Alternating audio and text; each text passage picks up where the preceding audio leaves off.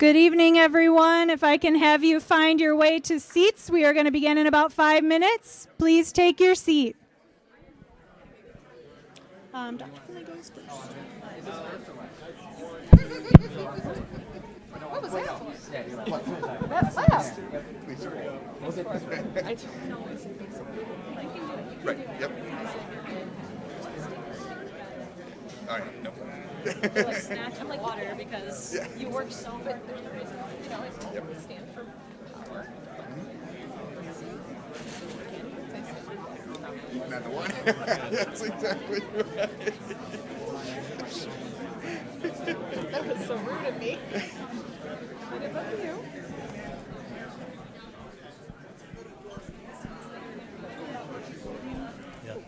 That's it. See, you're nicer than me. I'm just like, everybody take your seats.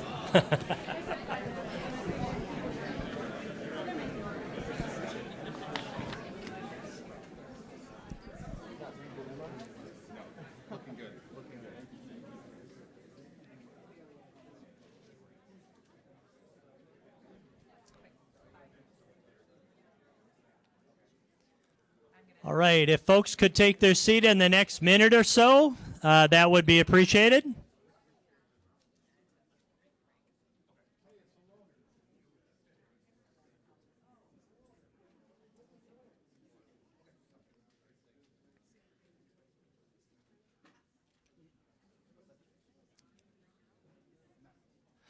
All right, good evening and welcome to tonight's candidate forum for the November 8th general election. I'm David Rollin Finley, president of North Central Michigan College, and it's exciting to see our political system in action.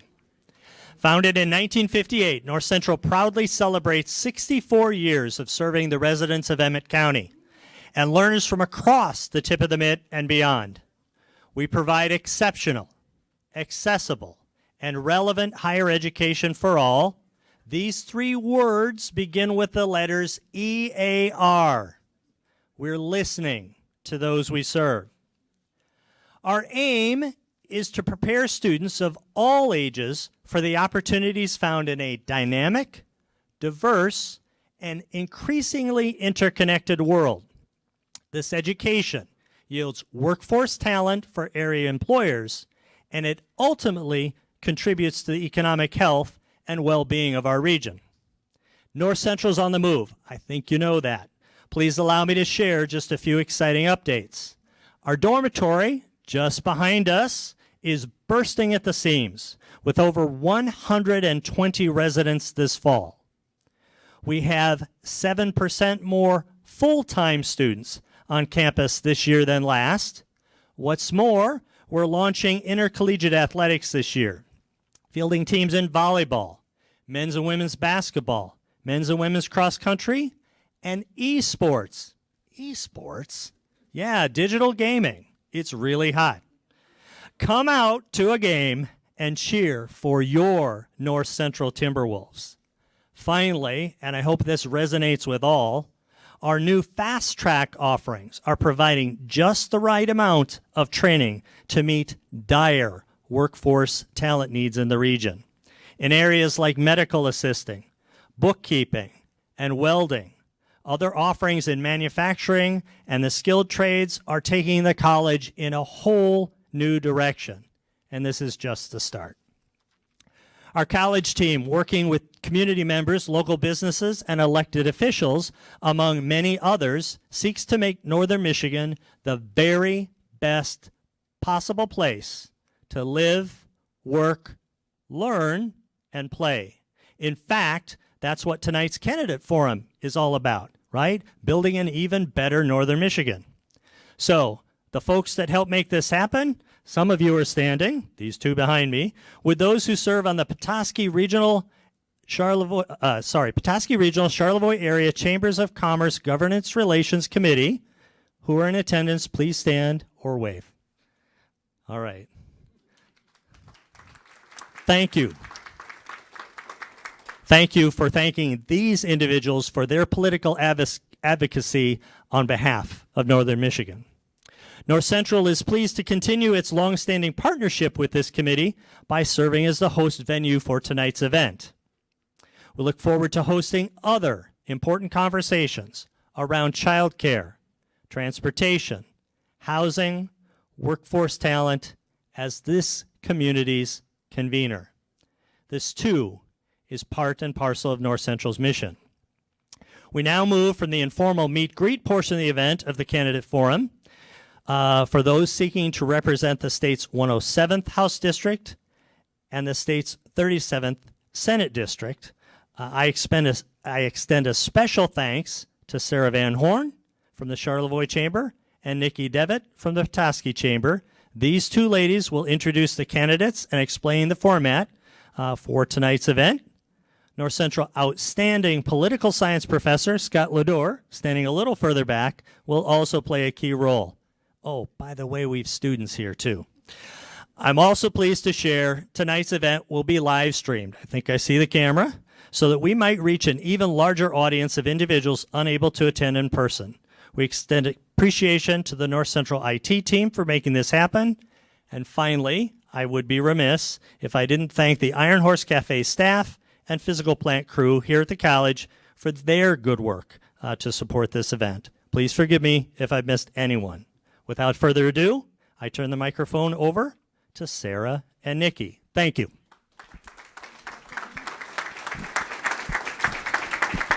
All right, thank you, Dr. Finley, and thank you to the whole North Central Michigan College staff for making this happen.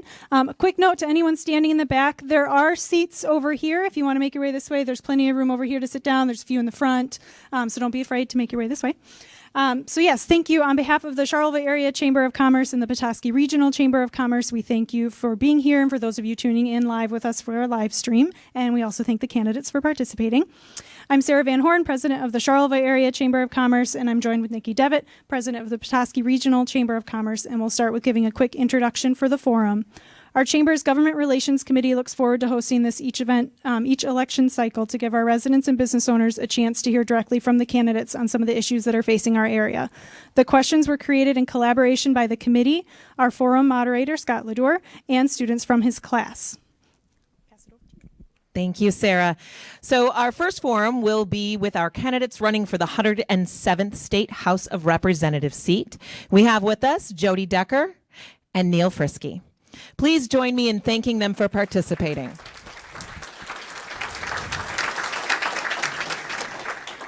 Candidates, you will be asked questions by our moderator and students in rotating order so that each of you has equal opportunity to be the first to answer.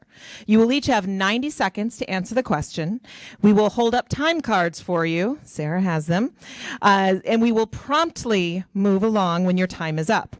As a reminder, this is a forum and not a debate, so this is our opportunity, and everyone watching here and live, to hear about your plans for office and how you will represent our area. We also ask that those in the audience remain quiet and courteous as each candidate is allowed their response time. And with that, we will get things started and turn it over to our moderator, Scott, to begin the forum. All right, thank you so much. We'll start again with the State House candidates. I want to introduce students from my current issues in American politics class who helped write these questions and will ask them tonight. Starting on my right but your left, Anna Armstrong, Emma Aiken, Jacob Dorenzi, and Alec Bittinger. I want to thank all of them for their attendance tonight. They will angle in class tomorrow for extra credit for this, so... All right, so our first question will come from Anna Armstrong, and it will start with Jody Decker, and then go with Neil Frisky, and we will start now. Anna? Housing is a growing concern in our region and in our communities. Many have begun referring to it as a crisis. Our community members, workforce, and residents cannot find attainable housing options. The Northern Michigan Chamber Alliance has supported many efforts to make progress in this area. What is your view of the issue, and what efforts will you support? I agree. I work in I'm a social worker. I work with low-income people mainly, and I'm constantly trying to help people find housing. And it's a waiting list all the time, and I agree we need more housing. We need more affordable housing to get new families to come into the area, and we need more low-income housing for those that cannot provide for themselves. I would look at any proposal to bring more housing to the area.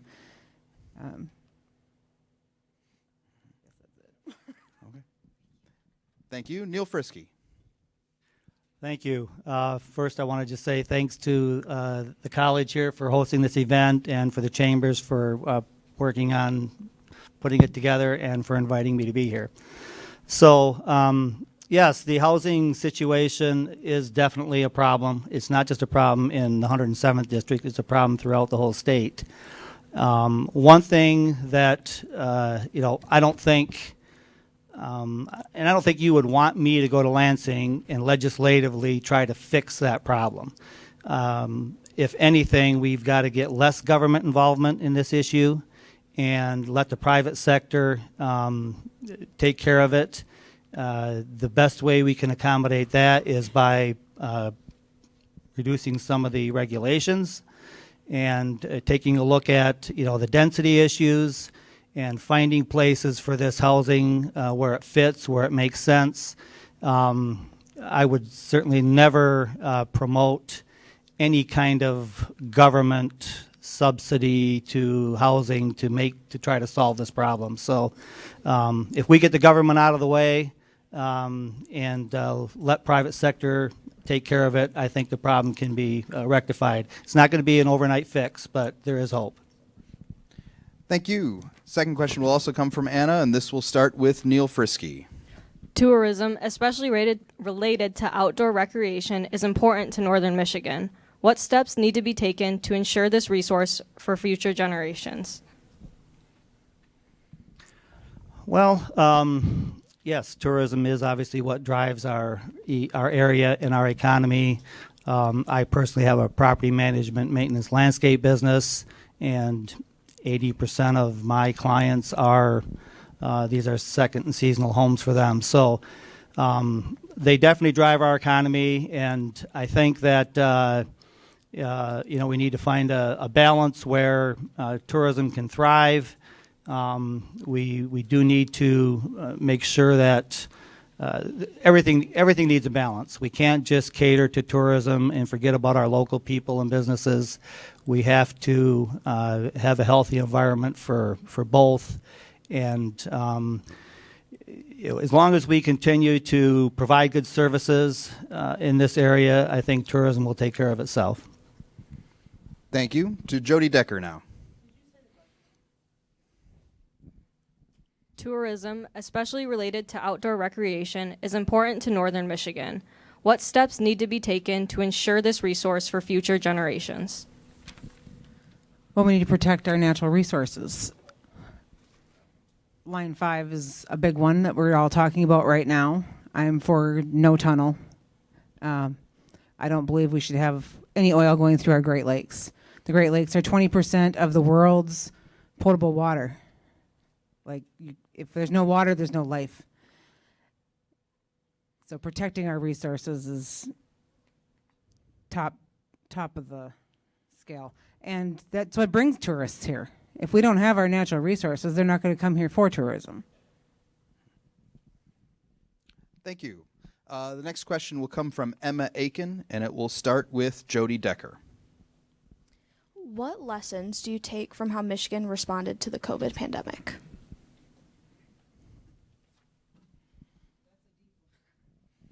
That's a deep one. How Michigan responded was, I think Governor Whitmer did a really good job, personally. Nobody knew what to expect when the pandemic hit. Nobody knew what was going to happen. Everybody was scared. And lockdowns had to happen because we didn't know what was going to happen or how it was spreading, or it had to be investigated, or it had to be scientifically researched. And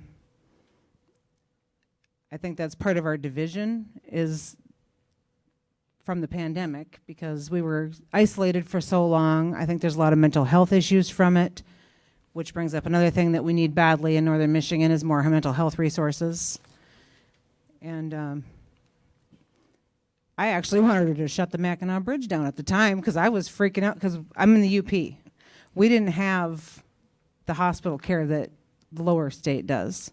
And we couldn't have handled a massive influx of COVID at any time. We still can't. Thank you. Neil. What lessons do you take from how Michigan responded to the COVID pandemic? Well, I have a totally different view on that topic.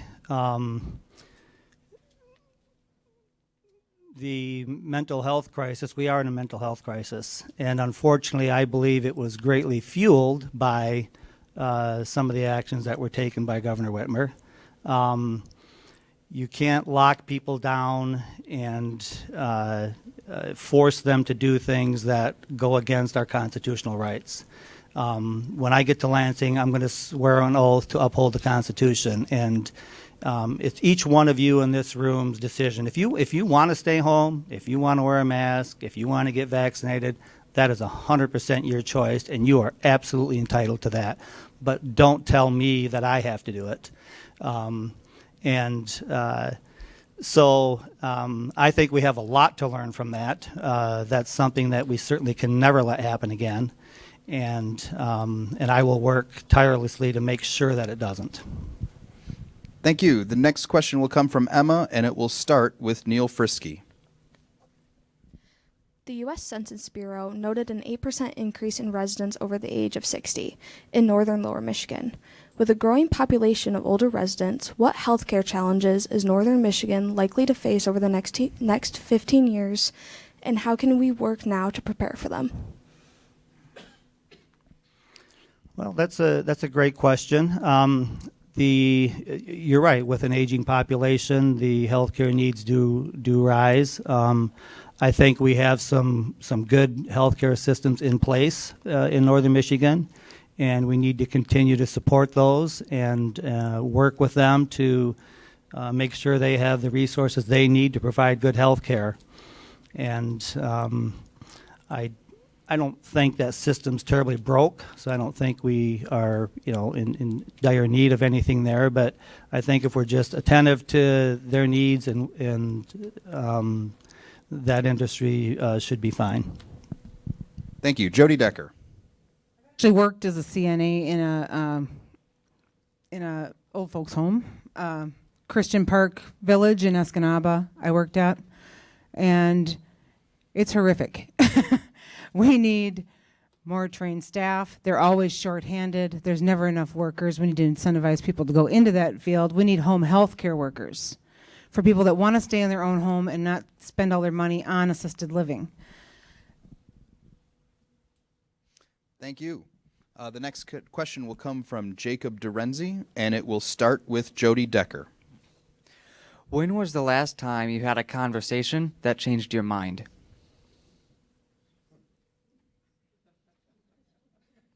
Take your time. I've had, almost every day. No, not to change my mind completely, I guess. I don't know.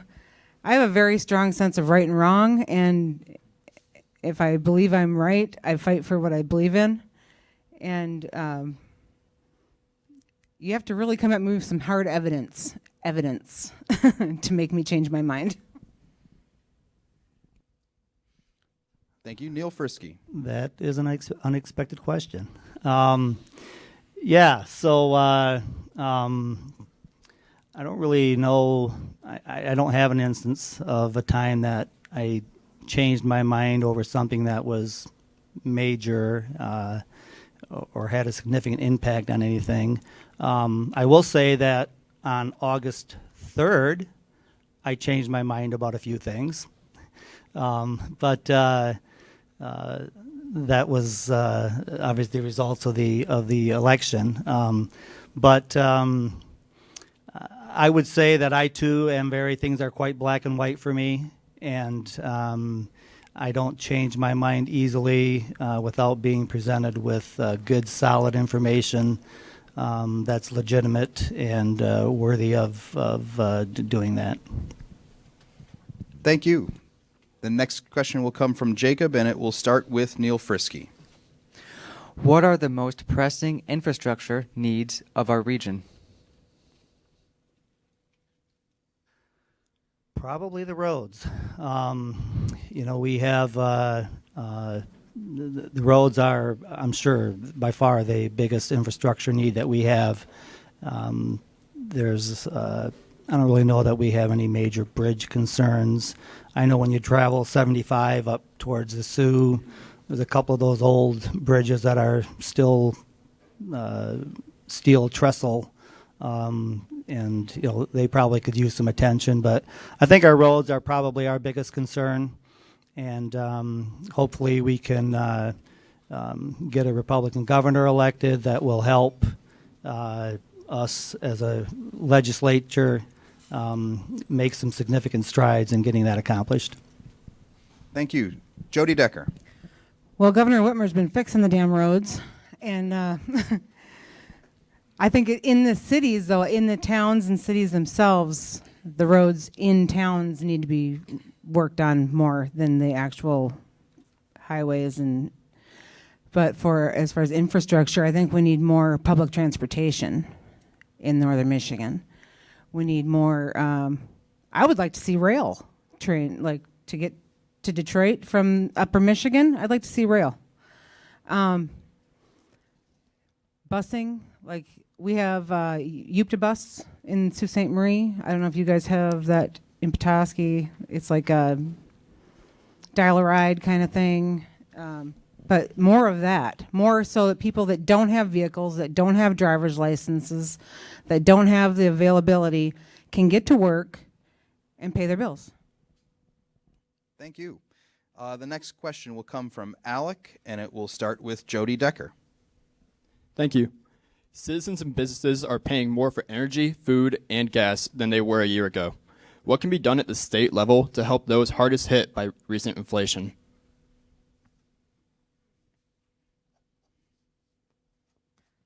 At the state level, well,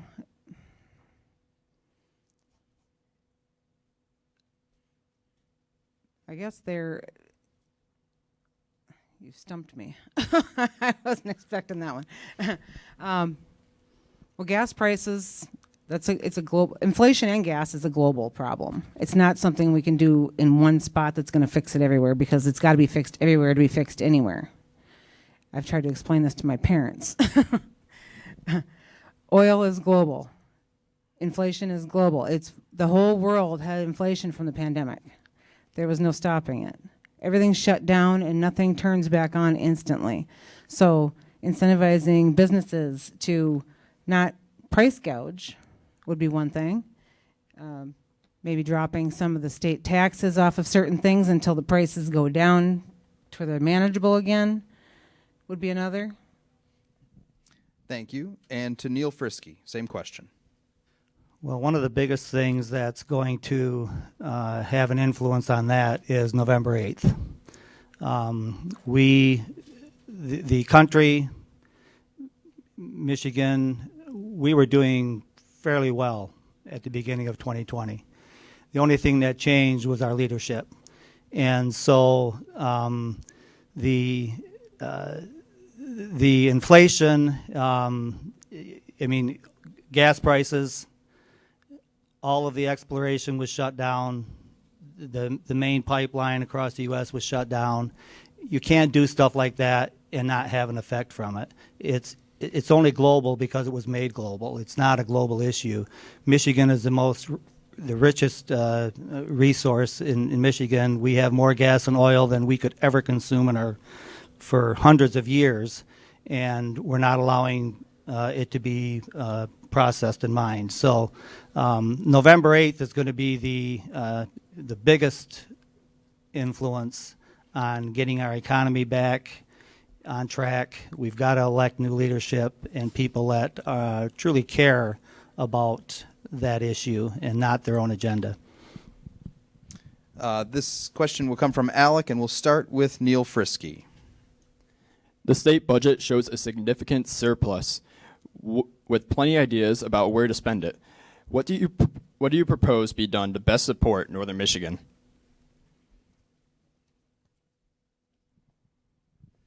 Well, I think that the budget is way too high. We have to We have to remove ourselves and get rid of the mentality that, keep the budget up there so we have more money to spend on different programs.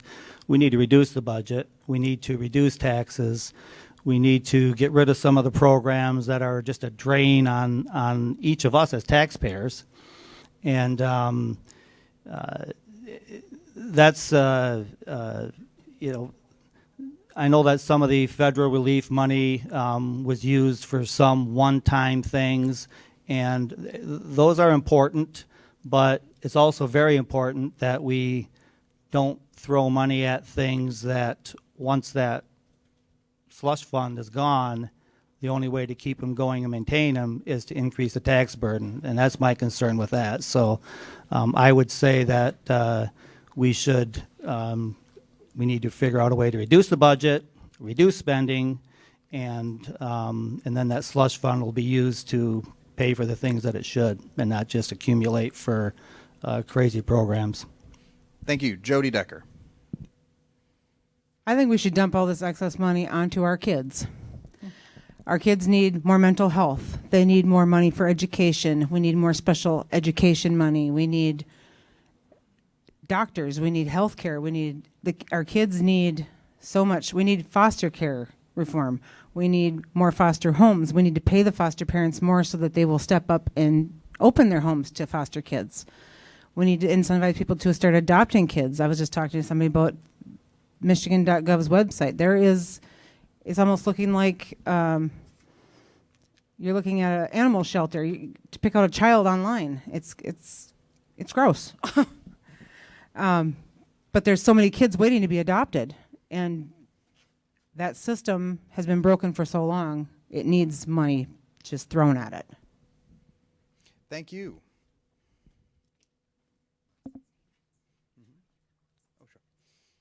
So we'd like to extend the opportunity for the candidates, starting with Jody Decker, as it would be her turn next, to offer a minute-and-a-half closing statement for the voters here tonight before we take a short break and then move on to the state Senate candidates. So we'll offer 90 seconds to Jody and then to Neil to follow her.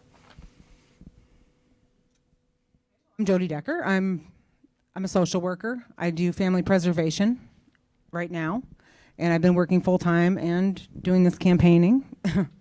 And that's why I'm so passionate about what our kids need: education, foster care reform, mental health.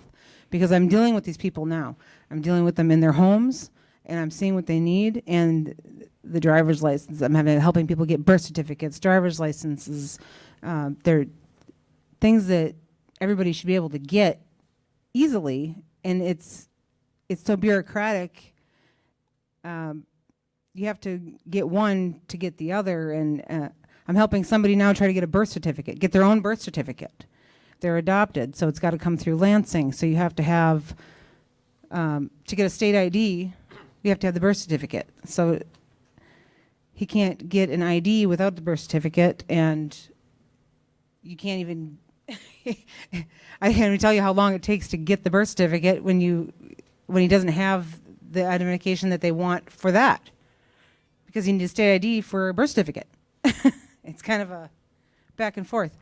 But I'm all for foster care reform. That's my main goal. Voting rights and backing up Governor Whitmer's agenda.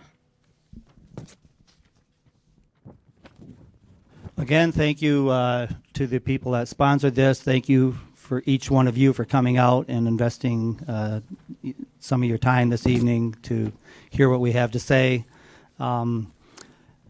NeilFrisky.com is my website. Please visit that to read about my platform in detail.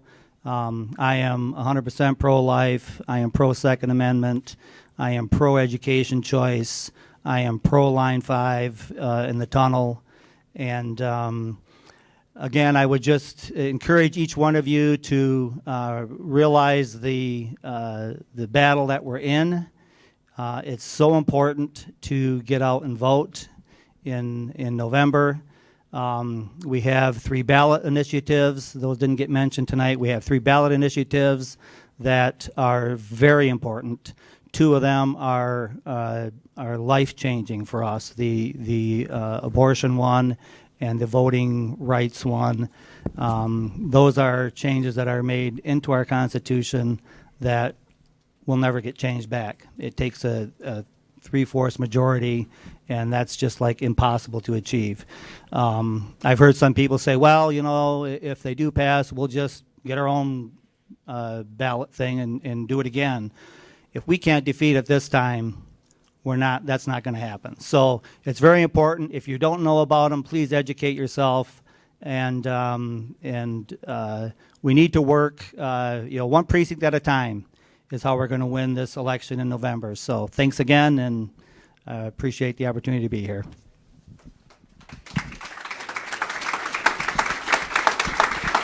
Thank you very much to Jody Decker and Neil Frisky. That does conclude the forum for the 107th District, and we will be doing our next forum in about 5 minutes, so give everyone an opportunity to use the restroom if they need to. If you haven't picked one of these up at the front yet, we highly encourage you do so. You will see 2 QR codes. One is to an election guide that helps you from the Northern Michigan Chamber Alliance, and the other is actually, thank you very much, Neil, to the ballot proposals, so you can read a little bit more about those. That piece of paper just didn't have enough space for all that. So we'll be back in about 5 minutes and begin the forum for the 37th District. Thank you.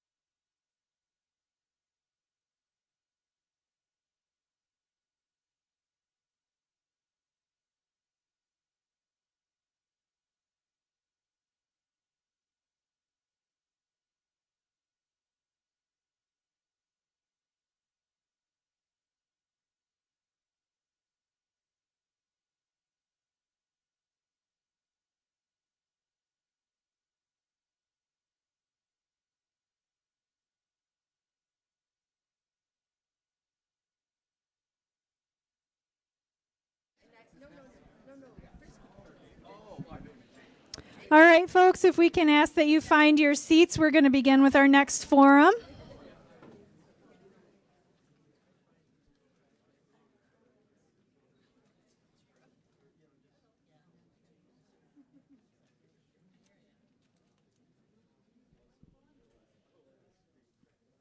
All right, so thank you again, everyone, and I'm going to bring your attention back to the front as we begin our next forum. Please join me in welcoming our next candidates running for the 37th State Senate seat. We have Barbara Conley and John DeMoose.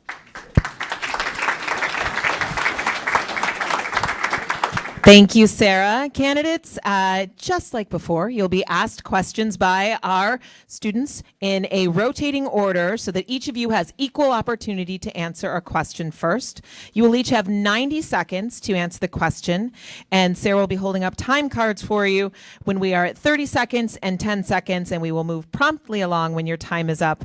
And as a reminder, this is a forum and not a debate, and we also really appreciate the audience remaining quiet and courteous and allowing each candidate to answer its question. Their responses are very valuable to us, and we do want to hear them all. And with that, we will turn it back over to Scott and our students. Thank you very much. Okay. We will start this one at on the audience's left and my right with Anna Armstrong. And the first question will go to John DeMoose and then to Barbara Conley. Anna. Business owners and employees rank childcare as one of the top barriers to growth and, in turn, sustainability to our communities. Through work with the Northern Michigan Chamber Alliance, our chambers have helped draft and support bills proposing various solutions to these issues. In your opinion, what solutions can the state provide to assist with childcare? Absolutely. And though your efforts turned into an entire bill package that I was proud to support and really help champion in the House of Representatives. So thank you for that. But before I begin with my answer, I want to thank the Chamber of Petoskey and Charlevoix for doing this and recognize that we're facing very, very serious issues these days, and it's going to require serious solutions, and it's going to require coming together to consider how to answer these problems. Gone are the days of just being at each other's throats. We need to work together. So on the child care issue there, this is something I face every time I go out to a business. They ask, where have all the workers gone? And people wonder, was it the extra unemployment? Was it people just sitting at home living off the government? We don't know if those things were a factor, but one thing we do know is a factor is child care. And when you can't find child care, you can't go to work. And so what we have tried to do in the House of Representatives, and we need to go farther, is to look at the regulations that don't need to be there. That bill package increased from 6 to 10, I believe it was, the number of people a person could watch. That doesn't present any new safety issues for children, but it makes it so that you can care for a lot more people than you could otherwise. We need to look at what are the business things getting in the way. You know, a lot of these places were shut down during COVID. And as a result, we're paying the price today because these places are out of business. So what can we do to encourage new child care businesses? There's a lot of things we need to do as a government, but the biggest thing we probably need to do in this field is get out of the way. Thank you. Barb Conley. Thank you to the chambers and to the college for having this forum and to the students for coming up with the questions. Childcare is a huge issue. It's not new. It has always been a huge issue. I was a single mother back in the day as a physician, and so you really do need to find childcare. But we need to pay our childcare workers a living wage. This is part of the problem why you don't have childcare now. Now in Leelanau, we were part of a project. I'm from Leelanau County. In Leelanau County, we were part of a project where we're trying to grow home care, and we've had great cooperation from the licensing and regulatory agency, LARA, and also from the government and from the legislature to make this thing a reality.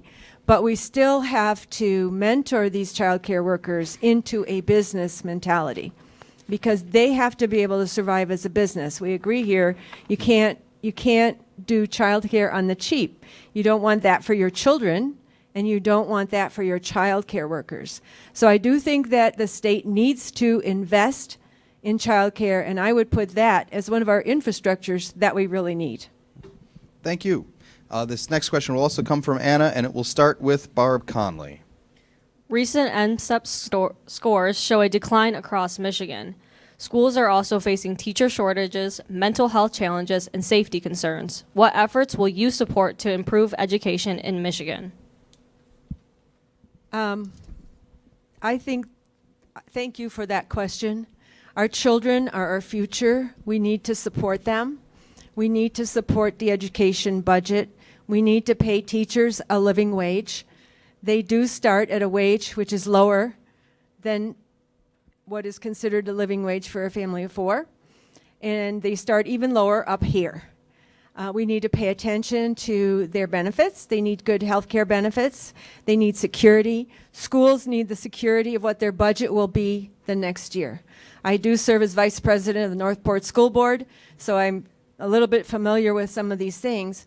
We should really prioritize our schools and our kids.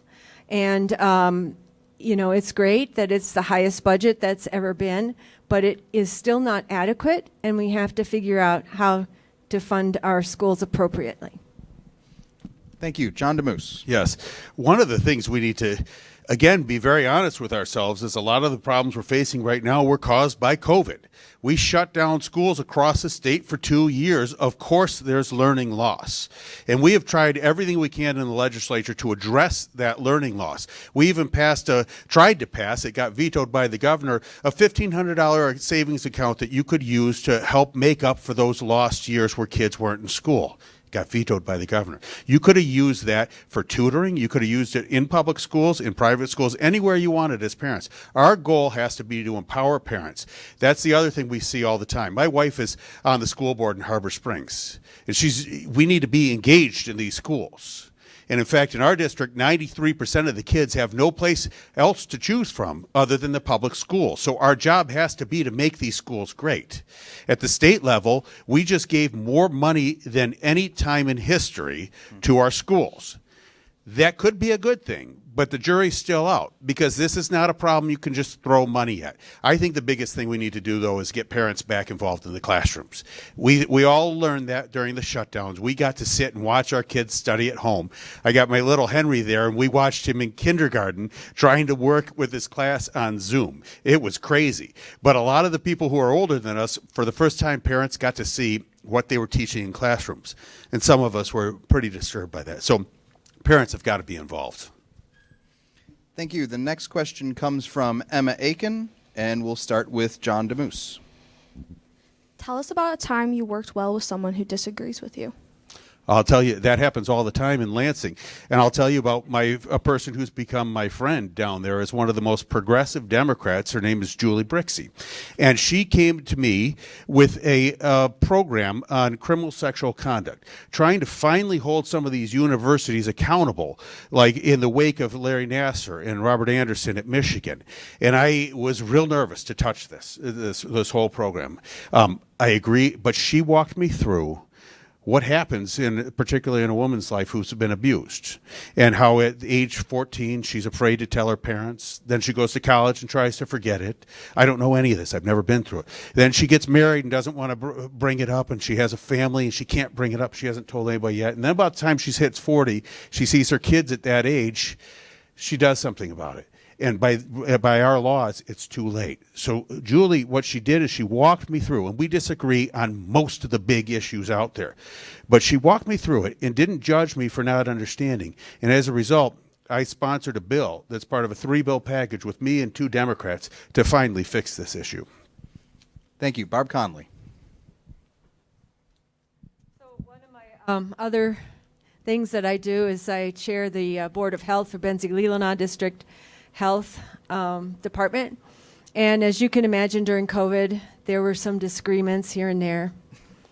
But we worked together with all of us to actually come to a solution that people could accept. And we actually avoided some of the issues that, for example, Health Department Northwest was going through. So there's that. And then also in my career, I'm an oncologist, so I spent my career developing new treatments for cancer, and I got to be in charge of the first national precision medicine trial for cancer ever. And so we had to negotiate with dozens of drug companies, 3 offices of the FDA, 1,000 clinical sites, patient advocates, and also the clinicians.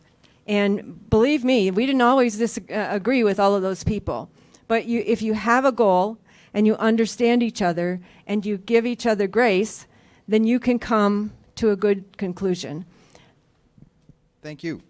The next question will come from Emma, and we'll start with Barb Conley.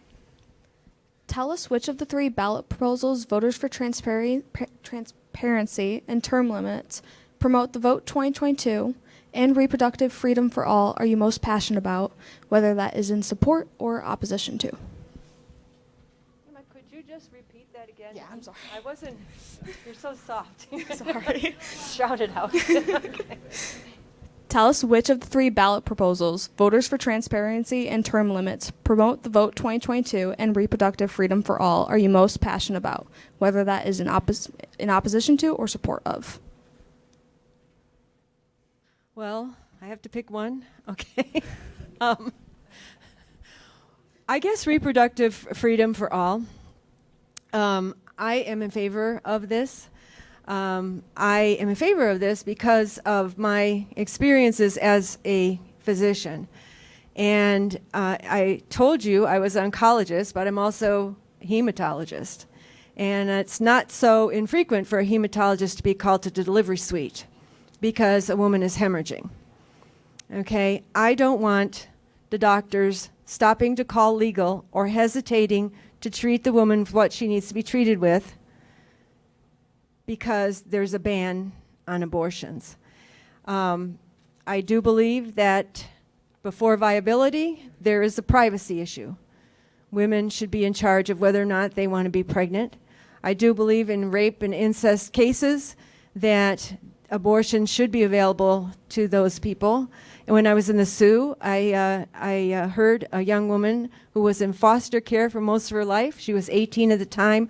Her first abortion was at age 8. Okay, so this, you can't have children carrying children. And I am, you know, it's very rare to have abortions after the fetus age of viability, but after that, it's a medical issue, and both lives need to be considered. Thank you, John DeMoose. Yeah, I'll probably say both Proposal 2 and 3, but I'm most passionate about 3, and I think I've made my position pretty clear on this. It's personal for me. My wife is adopted, my sister's adopted, my brother's adopted, my nephew's adopted. We've seen the other side of this debate, and we see what these kids can turn into, who may not have been born into the perfect situations here. The bottom line is I'm opposed to Proposal 3 because it's so extreme. And even pro-choice people I talk to, when they hear the details of what's in there, are sort of horrified by this.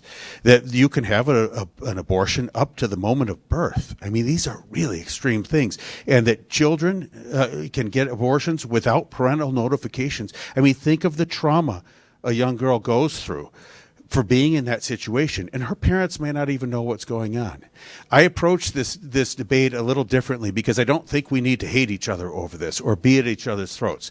I see the need for a serious measure of compassion and love. I mean, for a girl who finds herself in this situation unexpectedly, that's heartbreaking to us. But I can't imagine supporting this Proposal 3 under any circumstance. Thank you. The next question will come from Jacob, and we'll start with John DeMoose. The state government recently created a $1 billion economic fund designed to lure large corporations to locate their manufacturing operations in Michigan. How can we ensure that all regions of the state benefit from this effort?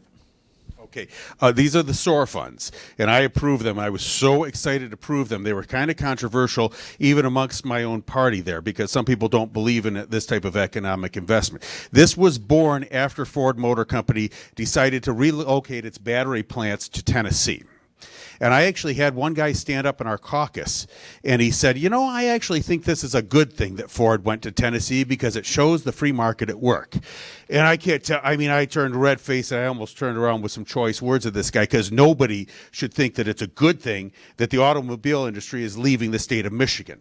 And so I think these things were really important, that we have to be part of it. And even if you're a hardcore free market guy, which I tend to be, we need to recognize the government is part of the free market now. That's just a fact. Now, one of the things we built into there, and Jack O'Malley, who I work with closely on this, was to define how these monies could be used in such a way that we didn't just keep losing out to southeastern Michigan. It didn't just go to giant multinational corporations downstate. So there are specific provisions in there designed to favor northern Michigan, and that's something we wouldn't have signed on without. Thank you. Barb Conley. Would you repeat the question, please? Yes. The state government recently created a $1 billion economic fund designed to lure large corporations to locate their manufacturing operations in Michigan. How can we ensure that all regions of the state benefit from this effort? Yeah, I do think that having criteria in there that northern Michigan is considered is a good idea. We do need more year-round jobs up in this area. Definitely. Whether they're large corporations, I'm not so sure we need that, but we need a multiplicity of types of employment, and we need to locate them up here. I don't think that we need all that investment downstate. We need to keep our families here, and to keep our families here, they need year-round good-paying jobs. Thank you. The next question will come from Jacob, and it will be asked to Barb Conley first. With the rapid growth of home prices in northern Michigan, many local governments have been experiencing revenue shortages due to the restrictions imposed by the Headley Amendment, which rolls back local millage levels as property valuations rise. Would you support increased revenue sharing to help our communities provide services without seeking to raise property taxes? Short answer, yes. I do think that you know, the rise, so rises in incomes, rises in property valuation, and rises in taxes do need an adjustment. That was the original thought behind the Headley Amendment, but what happens is costs also rise, and so the local government is sort of between a rock and a hard place. But yeah, I think we need to have some kind of fix for that too. Thank you. John DeMoose. Yeah, I mean, this revenue sharing is a complicated thing. It's broken typically into two things: constitutional revenue sharing and statutory. And the statutory part is where we often lose out to downstate. And I was talking to the people, this is one I work with a lot, especially up in Sault Ste. Marie. They've wrestled with this. That's a good part of our district. They supposedly have received $10 million less than they were supposed to over the past 10 or 15 years. This is a real problem. We need to address it. And I'm not exactly sure even how to address it other than to keep fighting for it downstate. But we do see it. I mean, governments do need, first of all, there's two premises. One, governments do need money to operate. And we see this in Harbor Springs with the Headley just failing there. They need money to do certain services, because once that failed, the city started to decide to cut certain city services, and everybody went berserk. Well, you need money to fund these things. The other truism, though, is that I can guarantee you go through any entity of government, and there's 10 to 20% of fat that you can probably eliminate. So that's on the sort of budget side of it, but we do need to fix the revenue sharing model. Thank you. The next question will come from Alec, and it will go to John DeMoose first. How will you communicate the needs of northern Michigan to someone who has only ever been here on vacation? I do that every day down there. And it's amazing how, and it's really important, because we have to remember, they use this term Knuckles North. This is probably backwards. But Knuckles North, they call it, this is the state of Michigan, from the Knuckles North, including the entire Upper Peninsula, there are only 17 legislators out of a total of 148 legislators. So by and large, these people down there don't understand what operates us. I remember during COVID that I put out a statement when we were having a surge in our hospital cases, and they called me here at McLaren and said, look, John, can you do something to tell people to try to be really careful, because we're having a problem right now. We're near capacity. So I put out a statement. A guy downstate, another rep downstate, reached out to me and said, John, what do you care? So you go from 25 to 35 beds filled. Now you got 65 more just sitting there empty. And I said, are you kidding? In Sault Ste. Marie, we have a grand total of 13 beds, and 12 of them were used already. So this is a constant battle. What we try to do, though, is approach them and explain kindly and nicely the situation that we're in. This is a constant issue, because when you're in Lansing, the big division isn't between right and left. It's between North and South. They fundamentally don't understand our economy, and they don't understand our culture, and they don't understand the things facing it. So what we try to do is bring them up here and befriend them. That's the biggest answer. Befriend them. Thank you. Barb Conley. Yeah, I agree. It is a big issue. You know, some people might mistake the Mackinac Bridge for the Ambassador Bridge, but it is a big issue. They come up here on vacation. They only see the restaurants. They see the nice resorts. They see the beautiful lakes and the dunes, etc. And they don't realize that 40 to 60% of us are ALICE, asset limited, income constrained, and employed. And we need to explain that to downstate. One of the things in our area in Leelanau is the Inland Seas Education Association. They bring kids from inner cities to sail on their schooner and do experiments of what's in the lake and how to keep the lake, healthy. I think some of those programs might go a long way for different areas. I mean, what about farming? What about other issues that are serious in our area? And we do have to impress on them that everybody is not as wealthy as those that are here on vacation. They're really having a tough time here. Thank you. The next question will come from Alec and will be asked to Barb Conley first. If elected, what committees would you most like to serve on in order to advance the priorities of Northern Michigan? Well, as a physician, I think the health area would be a good area for me, health and human services.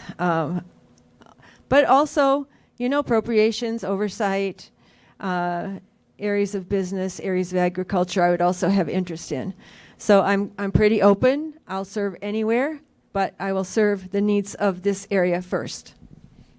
Thank you. John DeMoose. Yeah, I've already had this conversation with the incoming, presumably, Senate Majority Leader. And I said, look, there's two things I want. One is energy and technology, because that covers so many of the issues up here, whether we're talking about things like Line 5 or rural broadband or any of these things. And I'm currently the vice chairman of the Communications and Technology Committee in the House. So there's a lot of issues that directly relate to us here. The other one is I told them I got to be on appropriations. When I came into the House, in the House of Representatives, you have a choice. It's a hard line between policy committees or appropriations. I chose policy because I figured I'd be better at it. And I've sat the past 2 years wishing I'd chosen appropriations, because almost every issue that directly affects our district relates to some sort of appropriation, whether it's the mental health facilities I was trying to get funded, or whether it's the roads, or all these things at some point come through appropriations. And so he sort of winked and nodded and said, you'll get it, because I'm a team player with him and we're building the majority here. So appropriations is key. Thank you. We'd like to offer the candidates 90 seconds now to make a closing statement to the voters present tonight. We will start with John DeMoose and then end with Barb Conley. John DeMoose, your floor. Thank you. Well, one thing I wanted to say is that we are facing serious times, and these serious times require very serious solutions. We look at things like inflation. Inflation up 8.5% translates into losing 1 month of work. If you do the math, 1 month of work. You look at gas prices. As a result of this all-out assault on the oil industry, none of us should be surprised by what's happened with gas prices. You look at affordable housing. I wish we had gotten asked that, because it's something I hear about every single day, and we're actually coming up with innovative solutions, even working with the Northern Chamber Alliance on how we begin to chip away at that problem. You look at things like education, where parents are feeling disenfranchised, like they don't have a say in what their kids are learning, like they don't have a role to play in classrooms anymore. On the other side, there's tremendous opportunities, because we learned over COVID that a lot of people want to live up here. They can work remotely, and they said, maybe I'm going to move up north. And we like that because seasonal residents make a much deeper commitment to the area than do visitors. So the bottom line is, I believe that I have the experience necessary and the ability to work together with people of all sorts to seize those opportunities and to confront those challenges head on. Thank you. Thank you. Barb Conley. Hi, thank you for listening to us. And, I am not a politician. I told you I was an oncologist, spent my life in new treatments for cancer and development of those. But I do serve on the school board, I do serve on the health board, and currently I'm serving on the mental health group in the Community Health Innovation region. And the reason I want to run, and I hope that you will elect me, is because I do have experience with working on these various boards and with other national and international groups to get things done. What do we need done? More affordable housing, more accessible health care, especially mental health care, year-round, good-paying jobs up here, a clean water and air, clean environment, and good schools, starting from our smallest and lowering the cost for those who go on beyond high school, whether it be academics or in the trades, and also to protect a woman's right to her own reproductive freedom. Thanks very much for listening. I appreciate it.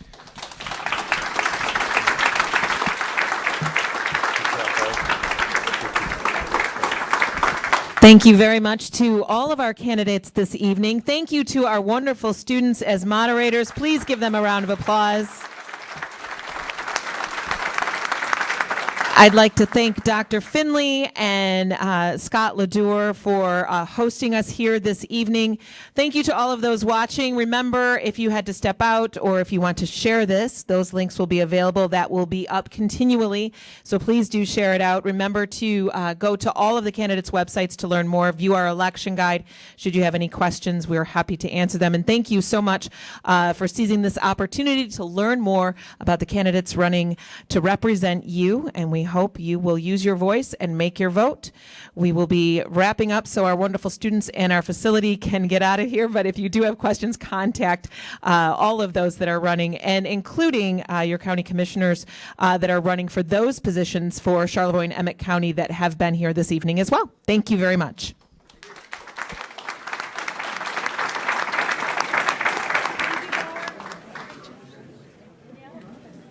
Thank you, Sarah. Yeah, what a great event here. It's really nice.